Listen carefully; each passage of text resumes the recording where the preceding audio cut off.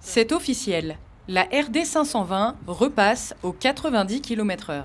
C'était une promesse de Nicolas Lacroix après que le conseil départemental de la Haute-Marne en ait récupéré la gestion au 1er janvier 2024. On avait face à nous une anomalie, puisqu'on pouvait rouler à 90 km/h sur le réseau départemental, et sur cette ex-route nationale, qui est devenue route départementale depuis le 1er janvier, on roulait à 80 km/h.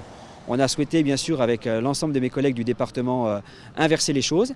Nous sommes passés en commission départementale de sécurité routière pour avis. Nous avons aussi présenté des chiffres, présenté un certain nombre d'engagements en matière de sécurité routière.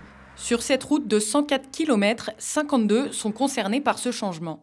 Ainsi, sur les 4000 km de route gérés par le conseil départemental en Haute-Marne, plus de 800 sont désormais limités à 90 km/h.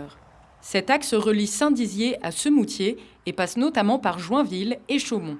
Véritable colonne vertébrale du département, elle est réputée pour être particulièrement dangereuse et accidentogène. Entre 2018 et 2023, 22 accidents et 14 morts ont été recensés. Le passage aux 90 km/h ne fait donc pas l'unanimité. Les routes départementales sont les routes les plus accidentogènes. Donc il y a vraiment une attention particulière à avoir sur ces routes départementales. Ce sont sur ces routes où on enregistre, on observe le plus grand nombre d'accidents mortels. Donc évidemment, ce sont des accidents pour la plupart causés par la vitesse.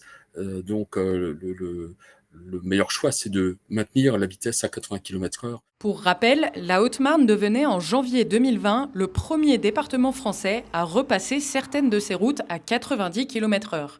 Quelques mois seulement après l'entrée en vigueur de la limitation de vitesse à 80 km/h sur les routes à double sens sans séparateur.